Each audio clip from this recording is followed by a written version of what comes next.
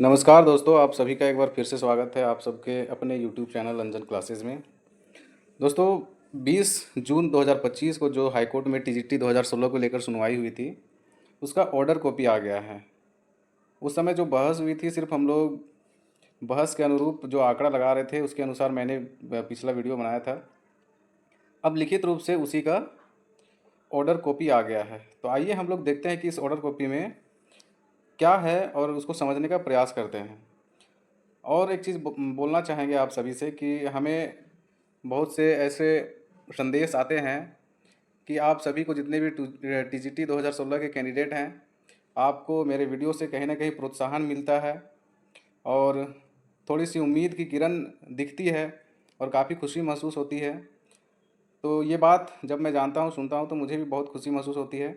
इसी तरह आप मेरे वीडियो को प्यार देते रहें और बने रहें मेरे चैनल पे, और ज़्यादा से ज़्यादा लोग सब्सक्राइब करें, इसको शेयर करें, ताकि कोई भी टीजीटी का कैंडिडेट इससे अछूता ना रहे।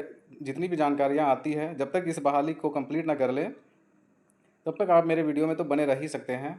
और अपने जितने भी सगे संबंधी हैं जो भी इस केस से जुड़े हुए हैं, तो उनको वीडियो ज़रूर शेयर कर दें। आइए हम लोग शुरू करते हैं कि आखिर इस ऑर्डर में लिखा क्या है। यहाँ डेट स्पष्ट लिखा हुआ है, डेटेड 20 जून 2025। पहला ही नंबर पे लिखा हुआ है, it appears that the serial number of the order sheets are wrong. आप लोगों को बताया था पिछले ही वीडियो में कि जेएसएससी के द्वारा जो डाटा पेश किया जा रहा था 20 जून को, तो उसमें कहीं ना कहीं बहुत सारी खामियां थी। उसको देखने के बाद जज साहब ने उसे वापस लौटा दिया था। और क्या बोला था उसी को डिटेल में यहाँ पे लिखा हुआ है पहला ही पॉइंट में, कि वो जो ऑर्डर सीट है वो गलत है। मतलब सीरियल नंबर जो लिखा हुआ था, कहीं ना कहीं मान के चलिए कि जो मांगा गया था कि आप मीना कुमारी के स्टे ऑर्डर तक, उसके बाद फिर जो सत्यजीत कुमार का जो केस था उसके फैसले तक जो भी नियुक्तियां हुई है, उसको डेट वाइज और कैटेगरी वाइज सारे कैंडिडेट्स का हमको लिस्ट चाहिए, डाटा चाहिए। तो वो गलत था। ऑर्डर जो सीट है वो गलत था, वही पहला नंबर में लिखा हुआ है। और दूसरे नंबर में लिखा हुआ है कि office is directed to take steps for correcting the same. मतलब वही चीज़ को ये सलाह दिया गया है कि आप इसको करेक्ट कर लीजिए, ठीक है, इसको सुधार कर लें। तीसरे नंबर में लिखा हुआ है, it has been submitted by the learned counsel for the respondent that the data is ready. कहने का मतलब है कि जो विद्वान वकील थे, जेएसएससी, मान के चलिए यहाँ पे कि जेएसएससी की ओर से जो विद्वान वकील थे, उन्होंने कहा था कि डाटा रेडी है एज डिमांडेड, जैसा मांगा गया था, है ना, by the coordinate bench of this court vide order dated 7/4/2025 and for bringing the same by filing an affidavit prayer for adjournment has been sought for. मतलब कि जैसा कि बोला गया था कि डाटा रेडी है, लेकिन उसमें कहीं कुछ खामियां दिखी। जो 7/4/2025 को जो ऑर्डर आया था आनंदा सेन के बेंच से कि आप डाटा दीजिए कितनी नियुक्तियां हुई है, उसको उसका डाटा दिया जा रहा था, लेकिन उसमें खामियां थी। तो उसी को जज साहब ने इस बार एफिडेविट के साथ और उसमें सुधार के साथ, ठीक है, फाइल करने के लिए कहा है। और एफिडेविट इसीलिए फाइल करने के लिए बोला है कि बाद में कहीं जेएसएससी मुकर ना जाए कि मेरा दिया हुआ यह डाटा नहीं है, तो उसके लिए एक प्रूफ जरूरी है। उसी लिए एफिडेविट मांगा गया है। क्लियर है। उसके बाद लास्ट हमारा जो पॉइंट बचता है, चौथा number, accordingly let this matters be listed after 2 weeks. यानी 2 सप्ताह का समय दिया गया है कि 2 सप्ताह के बाद आप इस मैटर को या इस केस को लिस्ट करें।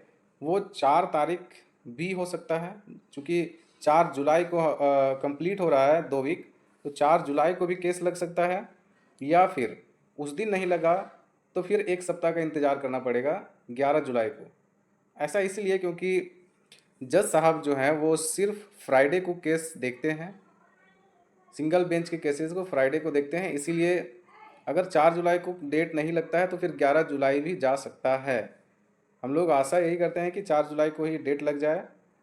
और जितना भी डेटा मांगा गया है, उम्मीद करते हैं कि जेएसएससी इस बार दे दे।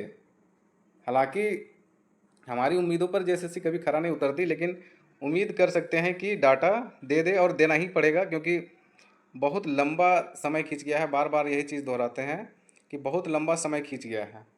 अब कहीं ना कहीं इस पर एक्शन लेने का समय आ गया है। कोर्ट को इस पर कड़ा से कड़ा एक्शन लेना चाहिए। और दूसरी बात, एक चीज़ और सुनने में आया है कि बेंच जो है इस बार फिर चेंज होगा, क्योंकि समय पूरा हो गया है, तो बेंच चेंज हो सकता है। अब चेंज होने की स्थिति में कहीं ऐसा नहीं कि हम लोगों के लिए कोई दिक्कत हो जाए, तो ऐसा नहीं है, कोई दिक्कत होने वाला नहीं। जहाँ तक हमारे लिए फ़ायदा होगा वो इसलिए क्योंकि अब जो बेंच चेंज होगा तो वापस फिर उन्हीं जजों के पास जाएगा जो इस केस को पहले से ही देख चुके हैं, जान रहे हैं। चाहे दीपक रोशन सर के पास जाए, अनुभा रावत मैम के पास जाए, या फिर आनंदा सेन सर के पास जाए, तो उन्हीं लोग के पास घूम फिर के वापस ये बेंच जा सकता है। इसलिए हमें उतना चिंतित होने की आवश्यकता नहीं है, ठीक है। और उम्मीद करते हैं कि अगले 1 या 2 हेयरिंग में ये मामला निपट जाए, क्योंकि अब ज़्यादा इसमें कुछ करने की आवश्यकता नहीं है। जैसे ही डाटा मिलेगा तो स्पष्ट हो जाएगा कि कितनी सीटें बाकी है, वो वहाँ क्लियर हो जाएगा। और हमारा भी जो डिमांड है, हम लोगों का जो मांग है कि इतनी सीटें मिलनी चाहिए। बहुत से कैंडिडेट का कहना था कि सर, पहले बोल रहे थे कि 5600 सीटें हैं, पिछले वीडियो में मैंने बोला कि 1500 बची हुई है, तो 5600 सीटें हैं, अभी भी बोल रहे हैं, ठीक है। लेकिन कुछ सीटें ऐसी है जिसमें कैंडिडेट नहीं है, जैसे एससी एसटी के कैंडिडेट कुछ विषयों में नहीं है, जैसे खोरठा ले लीजिए, ठीक है। खोरठा हो गया, पंच परगनिया, जितने भी क्षेत्रीय भाषाएं थी, और कुछ कुछ विषयों को मिला करके बहुत सारी सीटें खाली चली गई है, उसमें कैंडिडेट नहीं है, ठीक है। सारे सब्जेक्ट्स में ऐसा नहीं कि कैंडिडेट नहीं है, सो हिंदी में है, अंग्रेजी में है, और भी अन्य विषयों में है। तो वो सीटें सरकार सरेंडर कर देगी, और वो होगा भी, ठीक है। उसमें हम लोग लड़ नहीं सकते क्योंकि कैंडिडेट ही नहीं है। उसको माइनस करने के बाद, ठीक है, उसको माइनस करने के बाद 1500 लगभग सीटें बच रही है, जो इनफ है, ठीक है। जो भी योग्य अभ्यर्थी होंगे उनका सिलेक्शन होना निश्चिंत है ना। जितने भी पिटिशनर बने हैं इस केस में, कहीं ना कहीं उनको फ़ायदा होने की पूरी उम्मीद। दूसरी बात, यहाँ यह भी समझना होगा कि माननीय सर्वोच्च न्यायालय का आदेश है कि कोई भी सीट, जितना भी 17,786 सीट है टीजीटी का टोटल, इसमें एक भी सीट जो है खाली नहीं रहना चाहिए, सबको अपॉइंटमेंट करना है ना। इसीलिए मुझे लगता है कि जो भी 5600 सीट अभी रिक्त रह रहा है, ठीक है, तो सुप्रीम कोर्ट के आदेश के अनुसार जेएसएससी को ये फुलफिल करना ही होगा 5600 सीट। तो यहाँ यह भी हो सकता है कि कोई सीट खाली ना जाए। जितनी सीटें हैं, अगर ऐसा ऑर्डर आ चुका है पहले के भी हेयरिंग में, दूसरे राज्यों के जो हाई कोर्ट हैं उनका अगर आधार बनाया जाए यहाँ पे, तो यह भी हो सकता है कि जो सीटें सरेंडर करने की बात कर रही है जेएसएससी, तो उसको भी भरा जा सकता है, क्योंकि सारे में अपॉइंटमेंट दिखाना है। दूसरे राज्यों में ऐसा ऑर्डर आ चुका है। वहाँ पे मैंने देखा है एक ऑर्डर कि एससी एसटी की सीटें खाली जा रही थी, तो उसको कोर्ट जो है आदेश दिया कि जितनी भी सीटें हैं वो अन्य कैटेगरी के जो भी कैंडिडेट हैं उनसे भरा जाए, क्योंकि योग्य कैंडिडेट हैं, इसीलिए सीटों को बैकलॉग नहीं किया जाए। तो ऐसा भी हो सकता है कि जितनी सीटें हैं वो सबको भरने का आदेश दिया जाए, इसलिए कोई भी अभ्यर्थी इसमें हताश नहीं हो, परेशान नहीं हो, है ना।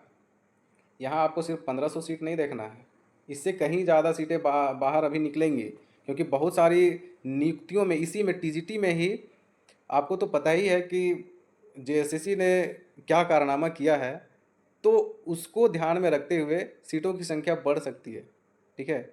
इसीलिए बिल्कुल भी हताश नहीं होना किसी को। और बस आज की वीडियो में इतना ही। आप मेरे चैनल को सब्सक्राइब करें, लाइक करें, शेयर करें। धन्यवाद। शुभ रात्रि आप सभी को।